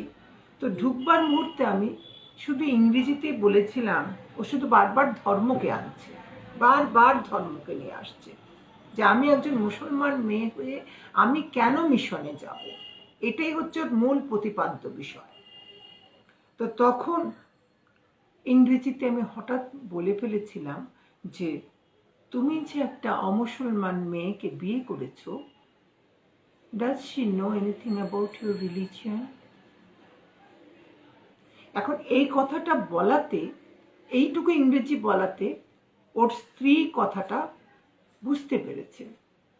তখন ওখান থেকে, সে রান্নাঘরে ব্যস্ত, সে ওখান থেকেই বলছে, না আমি তোমার ধর্ম সম্পর্কে কিছু জানি না, আমি অতটা জানতেও চাইনি এতদিন। আমি বললাম, বিকজ তুমি ওকে, you loved, your wife loved you, এইটাই হচ্ছে মূল বিষয়, ভালোবাসা। ধর্ম সেখানে, তোমার ধর্ম ভালোবেসেও তোমার কাছে আসেনি, ও তোমাকে ভালোবেসে এসেছে। এই কথা বলে আমি বাথরুমে গিয়ে কল খুলে খুব কেঁদেছি, আর ভাবছি একই জায়গায় এসে পড়েছি আমি বেরিয়ে এসে, রাত তখন প্রায় 9টা, 9:30, 10টা হবে, আমি নামাজ পড়েছি এবং ওই নামাজের আসনে আমি কাঁদতে কাঁদতে কাঁদতে ঘুমিয়ে পড়েছি, কখন আমি জানি না। ওই নামাজের আসনে, যায় নামাজে আমি কাঁদছি আর বলছি, এ কি করে সম্ভব, মানুষ কেন এমন হবে? আমার ওই অসাম্প্রদায়িক চিন্তা, আমার ওই ভালোবাসার কাছে এটা কেমন হলো যে আমাকে দরজার কাছ থেকে ফিরে আসতে হলো কেন? এই যে একটা অভিমান, এই যে একটা আমার জীবনের মনে হচ্ছে একটা গ্লানি, আমি কেন এটাকে বহন করছি, কেন কেন আমি যেতে পারলাম না? আমার চাকরি মুখ্য নয়, আমি ওই পবিত্র জায়গায় কেন যেতে পারলাম না? কেঁদে ওখানে ঘুমিয়ে গেছি। পরদিন যখন ঘুম ভেঙেছে ভোরবেলা, তারা সবাই যার যার মতো স্বামী স্ত্রী বেরিয়ে গেছে।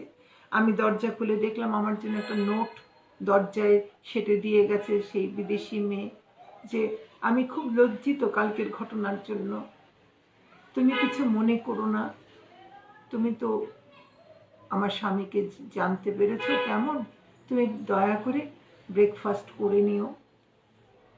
এটা হচ্ছে ওই জায়গাতেই একটা জায়গায় শেষ হয়ে যাচ্ছে, যে এরপরে আমার আর কোনো উপায় নেই, কারণ আমি এতটাই ওখানে অক্ষম বলতে গেলে, যে আমি কি করে একা একা কোথাও ওখানে চিনছি না, জানছি না, কি করে যাব, আর ওদের বাসায় থাকছি, আমি কি করে যাব আবার?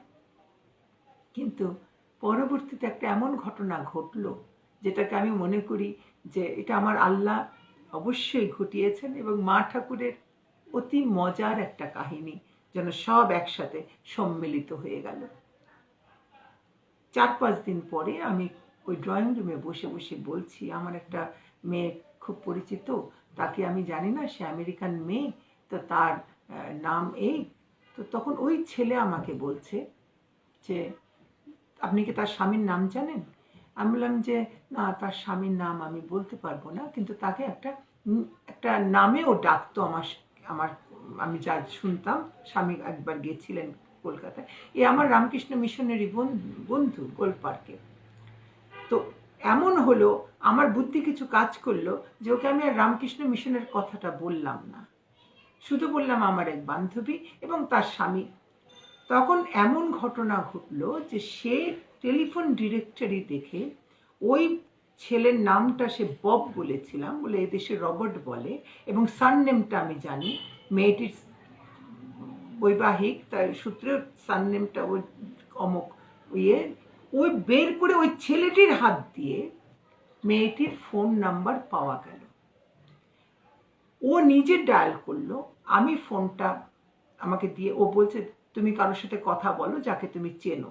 আমি ফোনটা নিলাম, নিয়ে বললাম, তুমি কি মোনা? তখন সে বলল, হ্যাঁ, কে? আমি নাম বললাম। তো একটুক্ষণ করে বলছে, তুমি ফ্রম বাংলাদেশ? আমি বললাম, হ্যাঁ। ও যে কি উচ্ছ্বসিত, বলে, এক্ষুনি তোমার অ্যাড্রেসটা আমাকে দাও, আমি তোমাকে দেখতে আসি। আমি খুব মানে নিশ্চিন্ত হয়ে, আমার ভেতর থেকে ভারটা নেমে গেল। কিন্তু তাকে বললাম যে, হ্যাঁ, তোমার সাথে আমার নিশ্চয়ই দেখা হবে, তুমি যখনই হোক, আমি একটা সময়, আমরা এক সময় বলে নেব কখন তুমি আসবে। এমনভাবে বললাম যাতে আমার ওই ছেলেটি বুঝতে না পারে যে আমি ওকে আসতে বলছি এক্ষুনি। তারপরে ওরা যার যার মতো, সেদিন একটু দেরিতে বেরিয়েছিল ওরা যেই বেরিয়ে গেল, ফোন নাম্বারটা আমি নিয়েছিলাম, আমি ওকে ফোন করে বললাম, মোনা, তুমি কি এখনই আসবে একবার? বলে, তুমি যে আমাকে না করলে। আলাম, তুমি এসো, তারপর তোমায় বলবো। মোনা চলে এলো ঘণ্টাখানেকের মধ্যে, এবং আশ্চর্য বিষয়, এরপর আমাদের গোপন অভিসার প্রতিদিনই প্রায় শাহানন্দজি মহারাজের কাছে হতে লাগলো। আমরা গোপন বলছি এই জন্য যে এই বাড়ির কেউ জানছেই না যা আমি ওরা বেরিয়ে গেলে কারোর সাথে ওখানে চলে যাই। এটাকে আপনারা যারা শুনছেন তারা কি ভাবছেন? এই ঘটনা ঘটে, এবং এই ঘটনার মধ্যে দিয়ে প্রমাণিত হয় যে মা ঠাকুরকে যদি ভালোবাসা যায় অন্তর থেকে, যদি আল্লাহর কাছে বলা যায় যে আমাকে পৌঁছে দাও, ঘটনাটা ঘটে যায়। শাহানন্দজি মহারাজ, আমি তখন তার সঙ্গ পেয়েছি, তিনি আমাকে বলেছিলেন তুমি ফিরে যাও, তুমি বাংলাদেশে ফিরে যাও, সেখানেই তোমার কাজ। এই যে ঘটনাগুলো ঘটছে সেটা এক তীব্র ভালোবাসা থেকে, শ্রী শ্রী মায়ের প্রতি অনন্ত ভালোবাসা থেকে। তো আমরা মনে করি যে এই যে ভালোবাসা, এটার একমাত্র কারণ হচ্ছে অকৃত্রিম স্নেহ, অকৃত্রিম ভালোবাসা। পৃথিবীতে অভাব দারিদ্র্যের নয়, অভাব হচ্ছে ভালোবাসার অভাবে। এটা আমি যখন পড়েছিলাম মাদার টেরেসার কথা থেকে, যে সত্যি তো আমাদের মধ্যে দরিদ্র হতে পারি, কিন্তু আমাদের মধ্যে যদি ভালোবাসার অভাব থাকে তাহলে কখনো আমরা পরস্পরের কাছে পৌঁছতে পারবো না। আর সেই জন্যে যতই তাকে অনুধ্যান করি, যতই তার কাছে ডুবতে চাই, ডুবে যাই, ডুবে যাই। তোমাকে ভালোবাসি মা। এ ভালোবাসায় কিছু চাওয়া পাওয়া নেই, পাওয়া আছে, চাওয়া নেই। কি চাইব? অভিমান করি, অভিমান তো তারই আসে যে মূর্খ। আমি তো মূর্খ বটে। আর সেই জন্য যখন কোনো পোস্ট পাই মায়ের বাড়ি থেকে মহারাজ দেন, তখন কথা বলি মায়ের সাথে। আপনারা খেয়াল করে দেখবেন মায়ের বাড়িতে প্রতিদিন যখন পোস্ট আসে, পেছনে কিন্তু ঠাকুর বসে আছেন, সামনে মা, পেছনে ঠাকুরের ছবি। তো সবাই মাকে ভালোবাসা জানায়। আমি আবার বলি, ঠাকুর তোমাকেও কিন্তু ভালোবাসা জানাচ্ছি। এই যে একটা নিখাদ সম্পর্ক, এই সম্পর্ক আজ কত কত বছর ধরে, যিনি পরিচয় করিয়ে দিলেন বললেন 4 দশক, হ্যাঁ তারও বেশি। আমার যা বয়স, সেই বয়সের অর্ধেকের বেশি, 4 ভাগের 3 ভাগ তাদেরকে ভাবতে ভাবতে চলেছি, তাদেরকে সঙ্গে নিয়ে নিয়ে চলেছি। তারা আছেন তো? কতজন আজকে এই কথাগুলো শুনতে চান যে একজন মুসলমান মেয়ের কাছ থেকে, কেউ বলে মায়ের বেটি, কেউ বলে মায়ের মেয়ে, কেউ বলে মায়ের কন্যা, তখন ভেতরটা ভরে যায়। আহা, কি তাদের অনুভূতি, কি তাদের অনুভব, তারা মায়ের বেটি বলে বলছে। সত্যি তো, মায়ের বেটি হওয়া কি 4টিখানি কথা? মায়ের মেয়ে হওয়া, সে কি চাইলেই হওয়া যায়? কিন্তু ভক্ত যখন বলে যে মা তোমার একটি মেয়ে আছে বাংলাদেশে, তোমার একটি মেয়ে আছে মুসলমান ঘরে, তার জন্ম, আমি তো আমার জন্মের উপরে নিয়ন্ত্রক নই, কিন্তু যিনি আমাকে জন্ম পৃথিবীতে পাঠিয়েছেন তিনি জানেন আমার ভাবনা কোথায়, কেমন ভাবে চলবে। তাই সবাইকে আপন করে নিতে চাই। সবাই রে বাসরে ভালো, নইলে মনের কালো ঘুচবে না রে। এই মনের কালোটুকু ঘুচাবার জন্যেই আমরা পরস্পরকে চাই। অতি সম্প্রতি অসুস্থতা থেকে উঠেছি, ভাবিনি আবার এইরকম ভাবে আবার আসা যাবে। তখন জানি আমার জন্য কত মানুষ নামাজ পড়েছে, আমার জন্য ঠাকুরের কাছে তুলসী দিয়েছে আমার বন্ধু। আমাকে যখন বলেছে আমি কেঁদেছি, নিজে নিজেই কেঁদেছি যে একেই বলে ভালোবাসা। কিন্তু ভালোবাসাটা এলো কি করে? ওই মা ঠাকুরকে কেন্দ্র করে। যে জীবনটা চালিয়ে নিয়ে চলা, সেই জীবন তো আহামরি কিছু নয়, কিছুই নয়। তবু যখন এত ভালোবাসা পাওয়া, সে ভালোবাসা আমি নিবেদন করে দিই মায়ের পায়ে।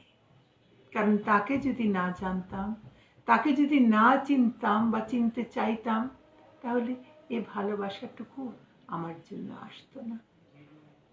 মাকে চাই বলেই মা তার মেয়ের জন্য ভাবনা করে। যখন প্রচণ্ড অসুস্থ হয়েছিলাম 2002 সালে, দর্শন হয়, কেমন দর্শন হয়? আমাকে নেওয়া হয়েছে, আমি কোনোদিন ওইসব মেশিনের মধ্যে কখনো যাইনি, আমি জানিও না এগুলো কিভাবে কি হয়। মাকে অনুভব করছি, মা আমার মাথার কাছে দাঁড়িয়ে আছেন, লম্বা ঘোমটা মাথায়। মা আমার কাছে আছেন, মাথার কাছে। আর ঠাকুরকে মনে হচ্ছে ঠাকুর ঠিক পাশের চেয়ারটাতে 2 পা তুলে খুব বিচলিত, খুব বিচলিত। আমি নিজে নিজে ভাবছি আমার কি কিছু হবে? নাহলে ঠাকুর এত বিচলিত কেন? মাই বা আমার কাছে কেন? যদি বলেন এগুলো কল্পনা, আমি বলি এই কল্পনারও মূল্য আছে, এই অনুভবেরও মূল্য আছে। এই অনুভব মানুষের মধ্যে যখন আসে, তখন তারা আসেন,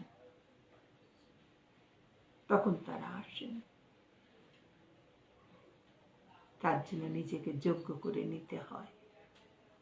এই যোগ্যতার, তার জন্য যে আমি বলবো আমি সেই যোগ্যতা অর্জন করে নিয়েছি, না, তারা কৃপা করলেন বলে যোগ্যতা হয়ে এলো, যোগ্যতা হয়ে এলো। আমরা পরস্পরকে আবারও বলি যে আমি একটা সেই দূতের কাজ করি, দূতের কাজ করি। সে কেমন দূত? যেন অ্যাম্বাসেডর। সে কিসের বার্তা নিয়ে যাচ্ছে? মা ঠাকুরের বার্তা, আল্লাহর বার্তা পৌঁছে দাও যে তোমরা কেউ সৃষ্টির অনিষ্ট করতে আসোনি, তুমি সৃষ্টিকে ভালোবাসো। সবাই আমরা পরস্পরকে চাই, না হলে এই জীবনের মূল্য কিছুই নয়। কিন্তু এই জীবন তো অমূল্য। জন্ম জন্মান্তর, ইসলাম জন্মান্তরে বিশ্বাস করে না।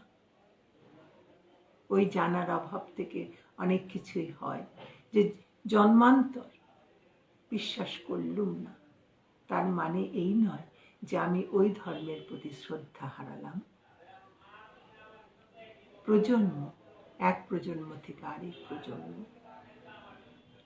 আর মা, মাতৃত্ব এ বড় অদ্ভুত জিনিস যা ঈশ্বর নারীর মধ্যে দিয়েছেন।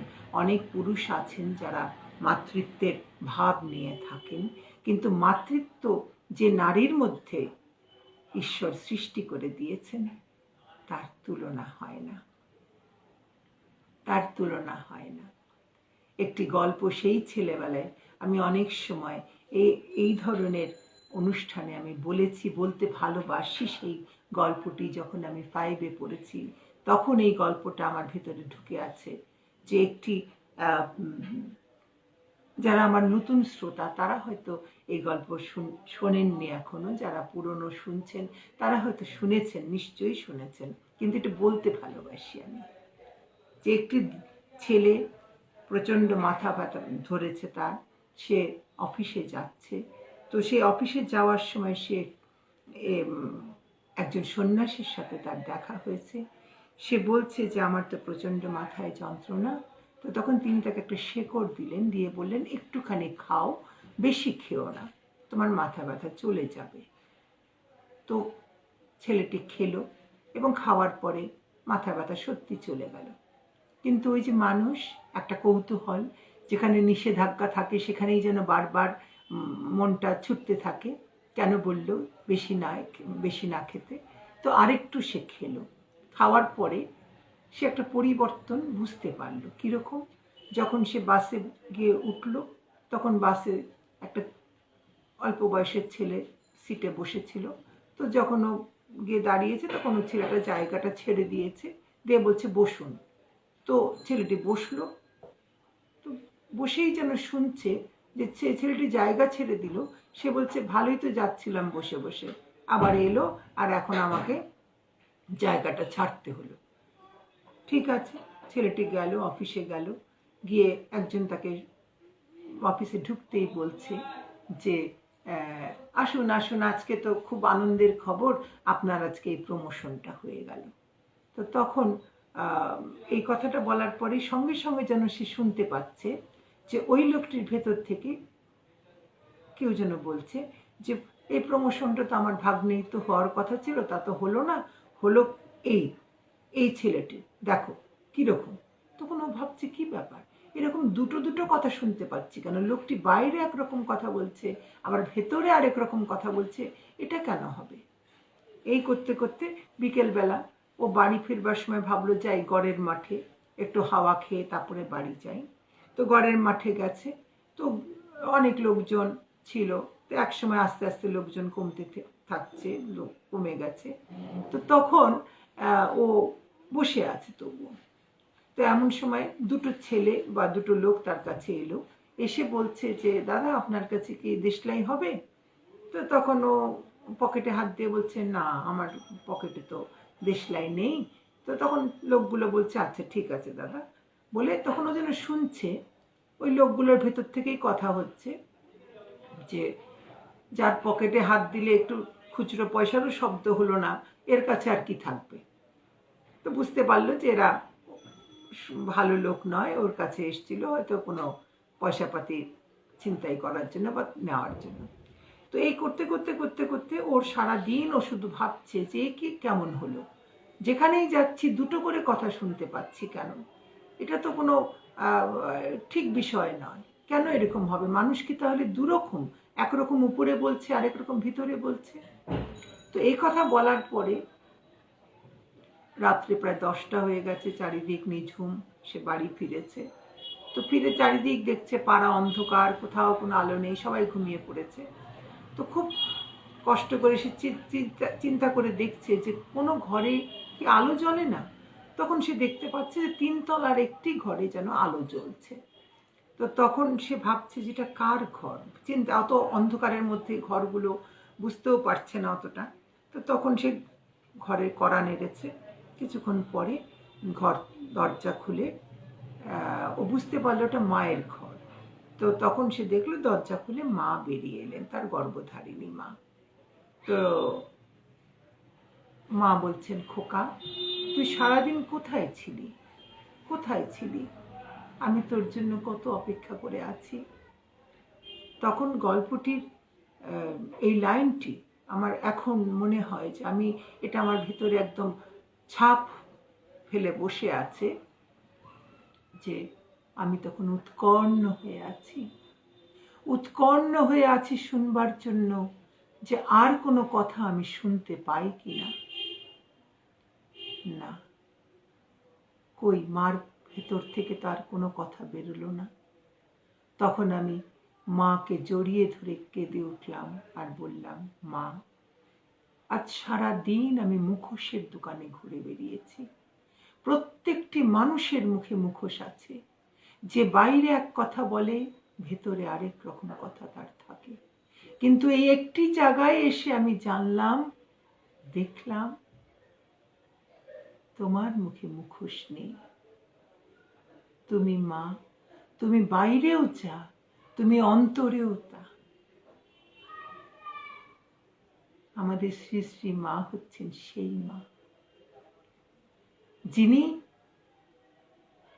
বাছা এসেছো বলে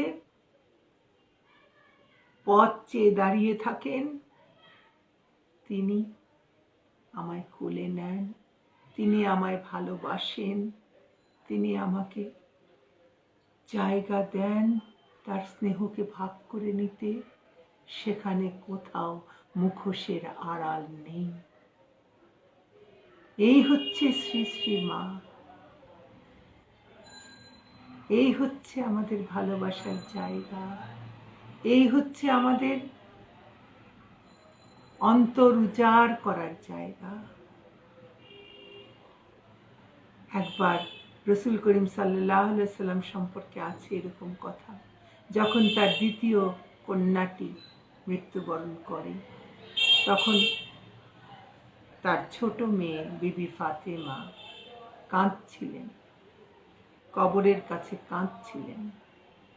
তখন হযরত ওমর রাদিয়াল্লাহু তাআলা আনহু এসে বলেছিলেন যে, না, কাঁদবে কেন, কাঁদতে তুমি কেঁদো না, কেন কাঁদছো? তখন রসুল পাক বলেছিলেন, কাঁদতে দাও। যখন অন্তর আর চোখ এক হয়, তখন তা আল্লাহর রহমত হয়, আল্লাহর দয়া হয়। অর্থাৎ চোখের জল যখন অন্তরে বেদনায় বিগলিত হয়ে ঝরে পড়ে, তখন সেটি আল্লাহর আশীর্বাদ। আমরা তখন কাঁদি, মায়ের জন্য কাঁদি, ভালোবাসার জন্য কাঁদি, কিছু পাওয়ার জন্য কাঁদি না। মা কাঁদতেন, কত দুঃখে কেঁদেছেন, কত সময় কেঁদেছেন, বিলাপ করে কেঁদেছেন। তখন অন্তর আর চোখ এক হয়েছে, আর তাই সে কান্না ঈশ্বরের আশীর্বাদ শুরু। আমরা সেই কান্না কাঁদতে চাই, অন্তর আর চোখ আমাদের মিলে যাক। আমরা কাঁদি তাকে পাওয়ার জন্য, আমরা কাঁদি তাকে পাওয়ার জন্য। আমাদের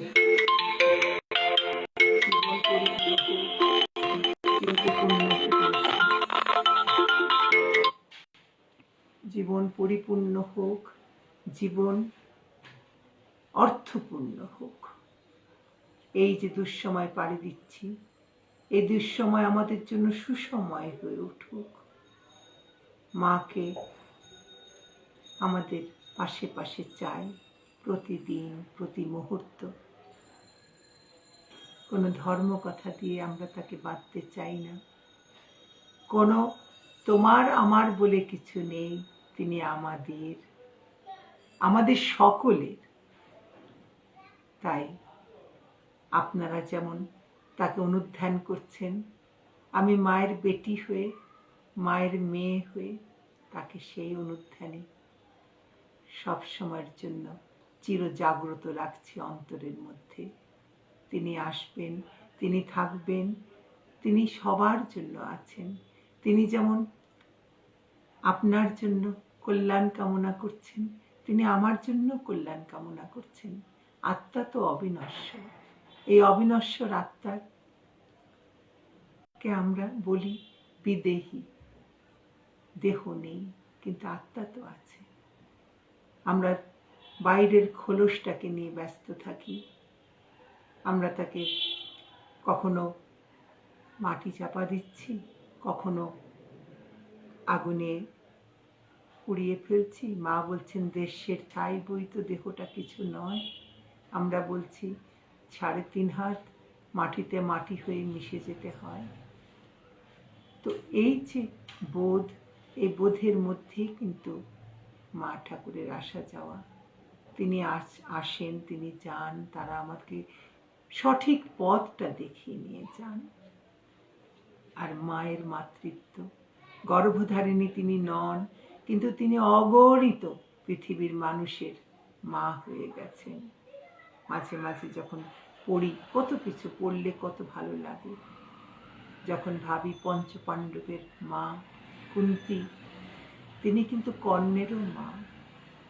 সে যে কি কষ্ট, সে যে কি কঠিন অবস্থা। যখন পড়ি তখন ভাবি মায়েদের কি কঠিন অবস্থায় পড়তে হতে পারে, কিন্তু মা বলে সব কিছু উতরে নিতে পারেন তারা।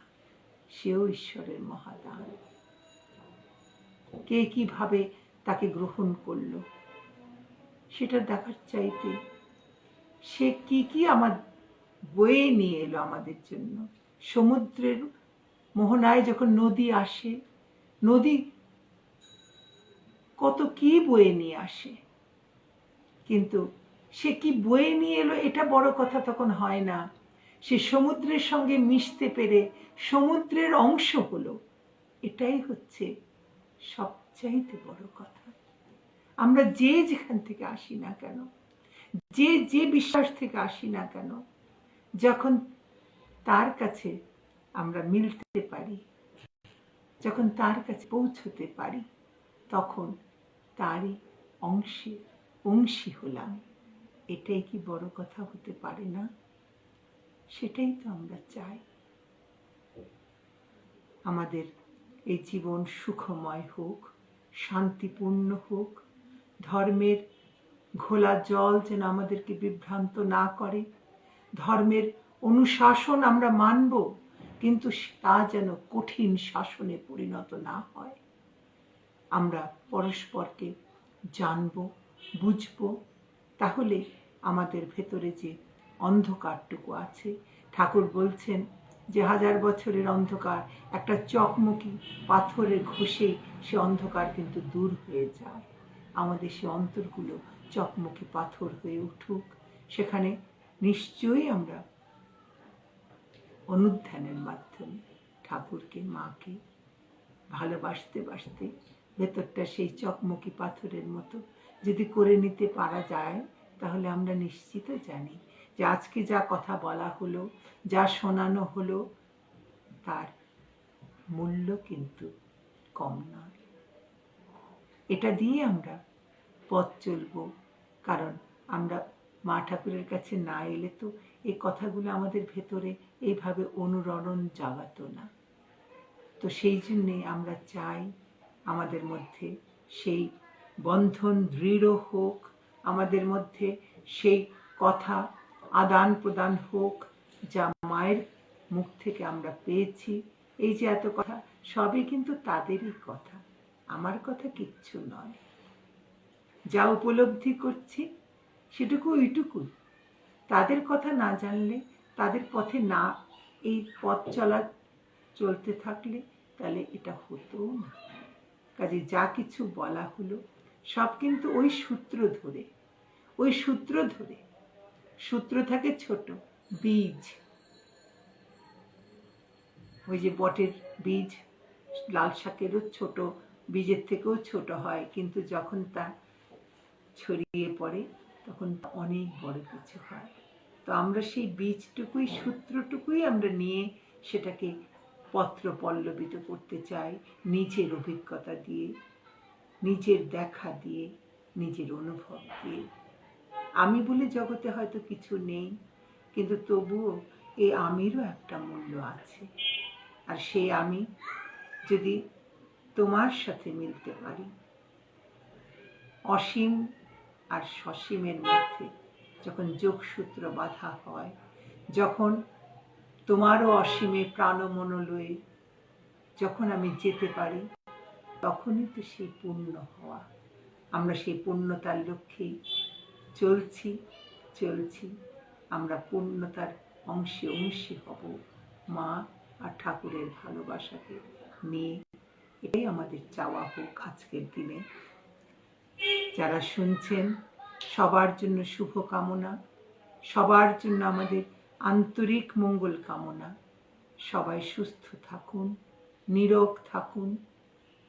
সবাইকে আমাদের প্রয়োজন। মনুষ্য জন্মান্তরের ভিতরে নয়, যদি এক জন্মেই হয় তাহলে সেই জন্মেরও তো মূল্য আছে। আমার বাসনা থাকলে আবার আসতে হবে, আমার বাসনাটা কাটিয়ে নিয়ে যাওয়া। সে বাসনা কাটাবার মন্ত্র তাদের কাছে, তাদেরকে অনুধ্যান করতে করতে বাসনা এক সময় শেষ হবে। সবার প্রতি অনন্ত ভালোবাসা, দিব্যত্রয়ীর প্রতি সমস্ত ভালোবাসা উজাড় করে দিয়ে থাকো, হৃদয় মাঝে থাকো। যতদিন বেঁচে থাকি তোমরা তোমাদের ভালোবাসায় সিক্ত করো।